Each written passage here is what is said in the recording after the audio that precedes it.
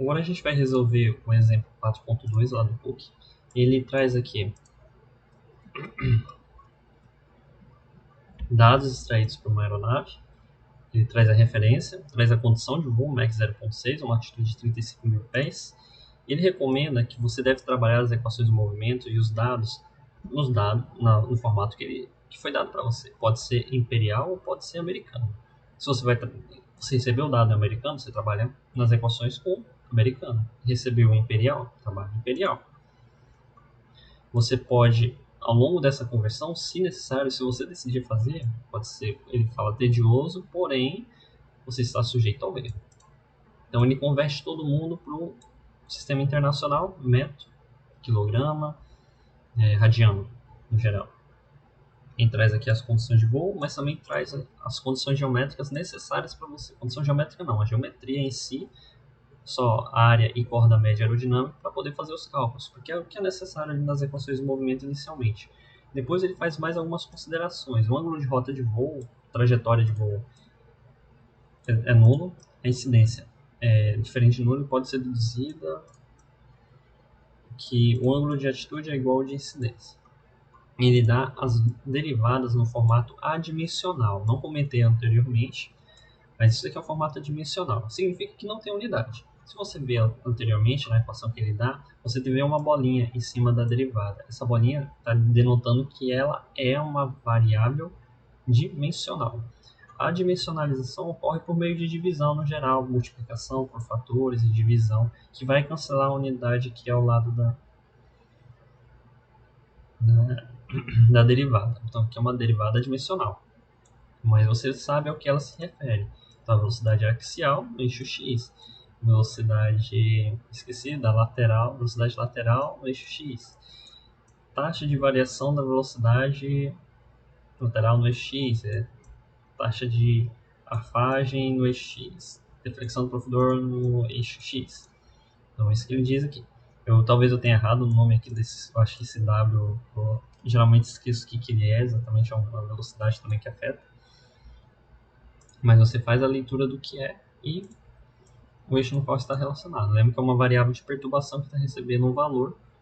A gente viu anteriormente, essa variável de perturbação está relacionada à velocidade axial ou qualquer outro termo que eu mencionei anteriormente. Eu vou apagar esse vermelho aqui porque eu já me compliquei com ele. Acho que nem dá para apagar depois disso. Se eu selecionar, não vai dar para apagar. Não apaga. Tá bom. Ele só joga praticamente o resultado e primeiro faz uma referência às equações 4.40. Vamos olhar aqui a equação 4.40 aqui. Então já está naquele formato que não é o simplificado, com θe igual a WE que é igual a zero. Então ele está mostrando essas equações aqui embaixo. E o que ele fala? As equações 4.40 são compatíveis com a DAS.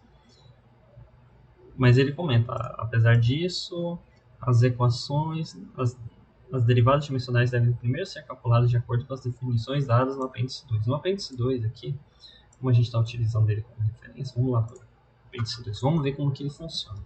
Como ele comentou aqui, é importante a gente ter uma ideia. Então, tem uma variável adimensional, que é o xu, xw, seja lá o que for. Beleza. Eu tenho um multiplicador que vai transformar aquilo em algo dimensional, ou seja, vai passar a ter unidade. Então, se eu pego o xu e multiplico por meio de rho V0S, eu vou obter ele dimensionalizado. E aqui eu tenho o que seria uma constante de dimensionalização para cada uma dessas variáveis. Algumas são iguais, outras são diferentes. Mas dependendo do tipo de análise que você está fazendo, pode ser mais conveniente trabalhar com outro. Geralmente as derivadas já vêm no formato.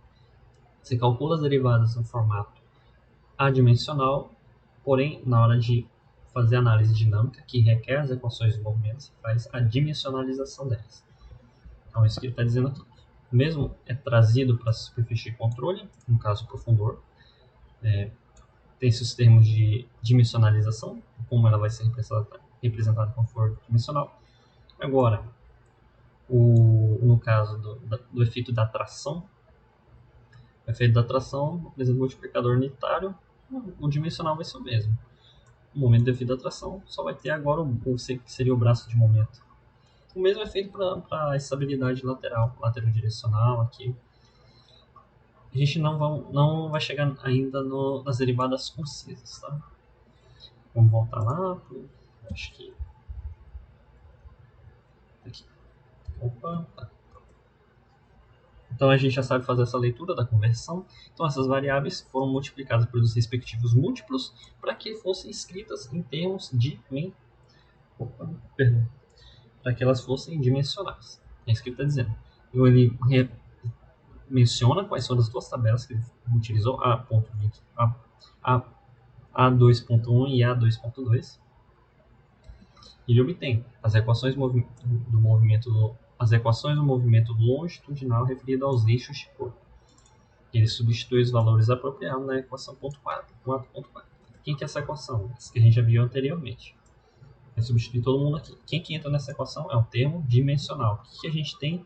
O adimensional. Como que eu converto conforme a tabela A.2. Então esse processo aqui, eu acho que é o mais típico que você vai estar utilizando no caso de uma variação dinâmica a partir das equações.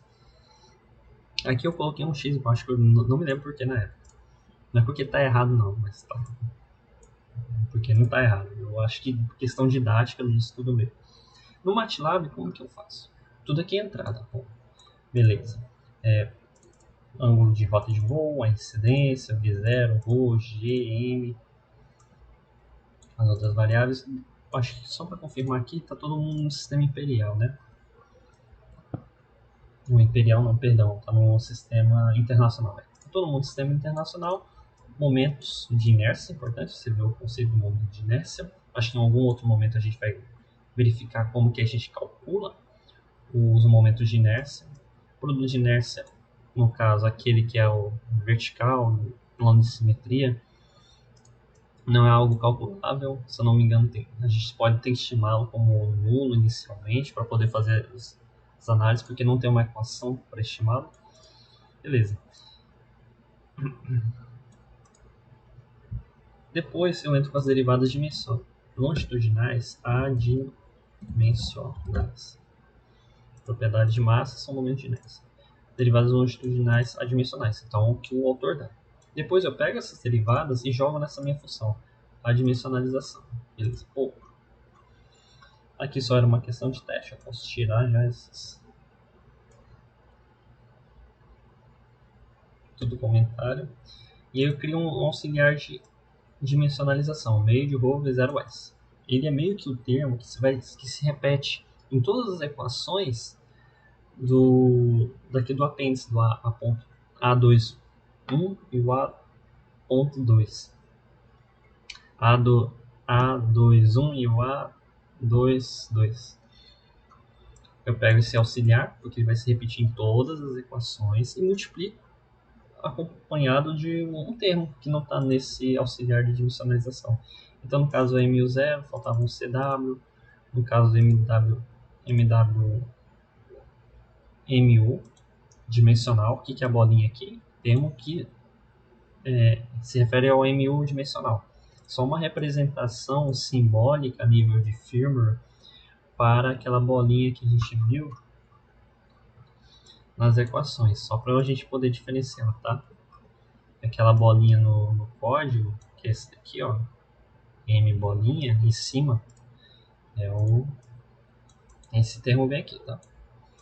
Então é o MU sozinho, que é o adimensional, multiplicado pelo termo dimensionalizador, vou dar o nome dele dessa forma, vai me dar o MU underline bolinha. Eu faço isso para todas as derivadas. Quem que eu utilizei como referência aqui? O apêndice. Derivadas de entrada dimensionalizadas. Aqui são os termos que é profundor, tração e o que é? Xeta, zeta e meta são todos relacionados ao profundor. E os demais aqui são relacionados à tração. Tá bom? Então, aqui, lá na tração, devido à tração, são iguais, tanto x quanto z. Os efeitos em x e z. Só no momento aqui que tem um produto pela corda média aerodinâmica. Então, eu aplico isso na minha função dimensionalizadora. Não. dimensionalizo o pessoal, calculo WE e o E, velocidade lateral e a velocidade axial, isso de estado normal. O que acontece aqui? Por que tem essa decomposição aqui de velocidades? Estamos na velocidade V0, só que sofreu uma apertura. Só que ele está em um estado de equilíbrio trimado. Lembra que a gente viu anteriormente que no estado de equilíbrio trimado eu posso definir um θe inicial. Bem aqui. Ó, o θe inicial. Bem, acho que não vou perder esse daqui de vista. Melhor ver no TCC. Aqui nas variáveis de perturbação, eu disse que eu tenho uma atitude inicial, eu tenho um θe inicial, por isso que ele está entrando lá. Estou tendo que fazer uma decomposição da velocidade. Aqui não tenho uma outra imagem que é mais didática. Por isso que tem a decomposição da velocidade, porque eu tenho um θe.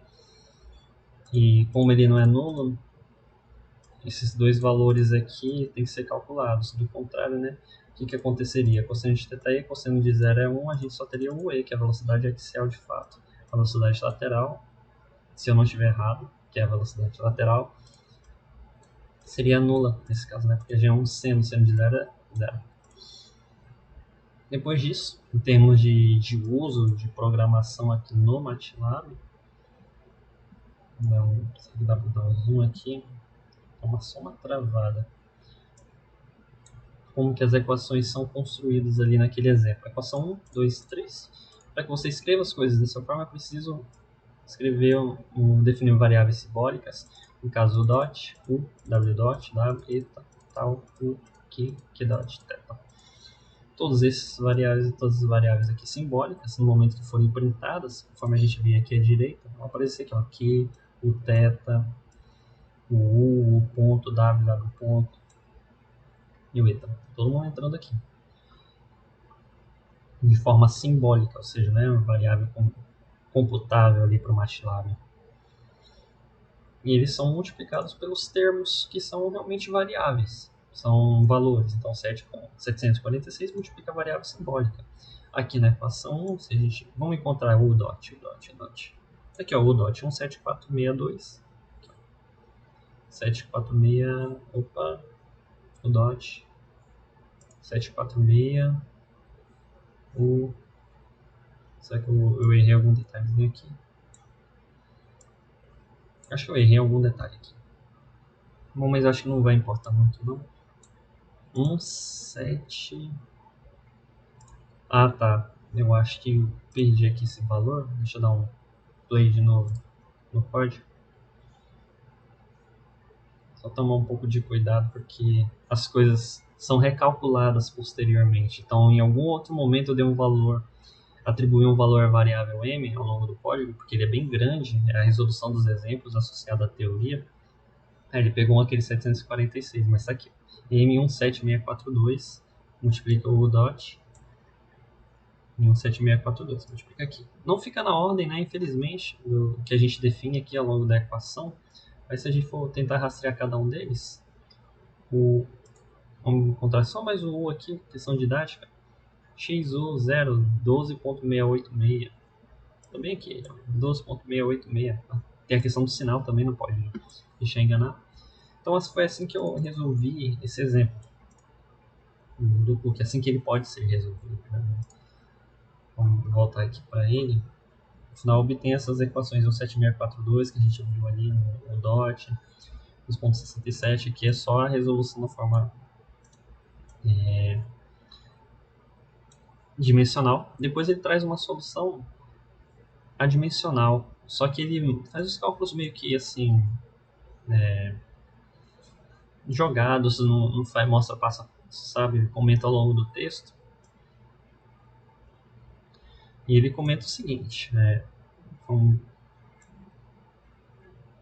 ele comenta que eu comentei anteriormente sobre o efeito do θe inicial nas velocidades axial e lateral. Ele comenta o seguinte: as velocidades angulares nas equações do movimento possuem unidades em radianos. Isso aqui é muito importante, tá? Tudo que você for calculando ao longo do tempo, você vai manter metro, quilo e radiano, metro que é mais trivial.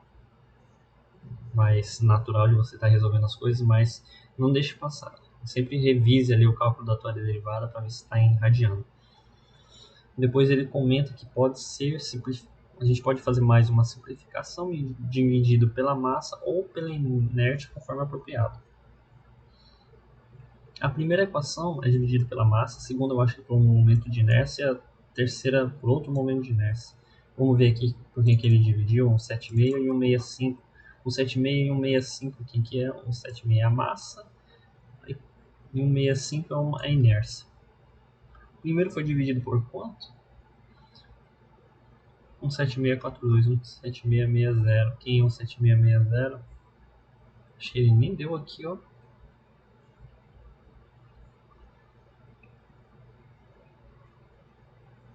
Realmente não sei quem que é esse carinha aqui, 17660. Deve ser um resultado de alguma coisa. Não mostra aqui, depois ele vai mostrar melhor. Ele apresenta agora já no formato adimensional. Então, para aqui. Perdão. Aqui estava em formato dimensional, porque a gente fez a conversão. O que ele comenta dessa equação aqui é que é uma simplificação que a gente vai ver depois, que é decorrente da aplicação da matriz de massa, se eu não me engano. Ele fala que as equações têm unidades de aceleração.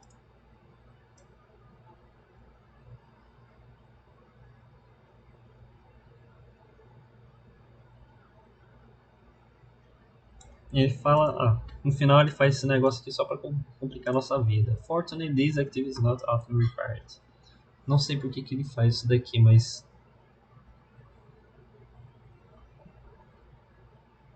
ele só fala que ele quer simplificar a little. Depois ele chega à conclusão de que não é necessário. Não é tão necessário. Então essa aqui é a primeira resolução do exercício do Cook, que é o 4.2. Ele ainda não te permite fazer uma boa análise. Você não está analisando as coisas, você está vendo como é que se comporta ali essa transição de todas as derivadas que se calculam anteriormente para as equações do movimento. Foi a que a gente obteve aqui anteriormente. Só está mostrando, ó, como que fica depois quando você faz os cálculos. Isso aqui é uma equação. Então, acho que até no meu TCC, em um dado momento aqui, eu nem sei se eu chego a...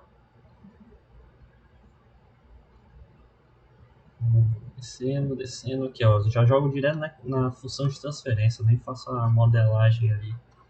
Nem apresento daquela forma aqui. Só são as equações no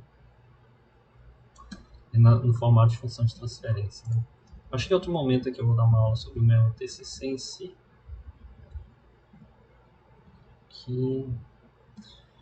Mas aquela simplificação pode estar relacionada à multiplicação para essa matriz de massa aí. Mas isso a gente vê depois. Então a gente resolveu aqui esse exercício, vai ao longo do tempo adicionando mais coisas. Aqui eu acho que eu faço o mesmo também na questão do laterodirecional. Só para a gente fechar aqui logo. Acho que eu reproduzo para o laterodirecional, mas eu acho que é um outro exemplo esse daqui. Eu criei também uma matriz de dimensionalização das variáveis, então provavelmente isso daqui deve estar no formato adimensional, eu dimensionalizo e faço a representação aqui delas. Então vou executar o código aqui até esse ponto, 4.3, então uma executação, mas esse para ver as equações laterodirecionais, o método é o mesmo, somente para a gente observar as equações com os valores substituídos. CSI, eu acho que eu não coloquei aqui certinho a representação da letra grega. Então é só para a gente ter uma ideia mesmo. E aí a gente já vai dar continuidade. Deixa eu ver aqui qual vai ser o nosso próximo tema. São as equações de movimento, formato em laterodirecionais. E realmente ele não vai dar um outro exemplo laterodirecional, não. Só vai obter as equações. Obteve, falou que é desacoplado, essa daqui. Tá aqui, ó, desacoplado sem simplificação relacionada ao θe. Então só vai jogar aqui, não vai trazer outro exemplo, não. Vai dar outro. Em seguida só vai dar formas alternativas. Então a gente fecha por aqui. Muito obrigado e depois a gente dá continuidade.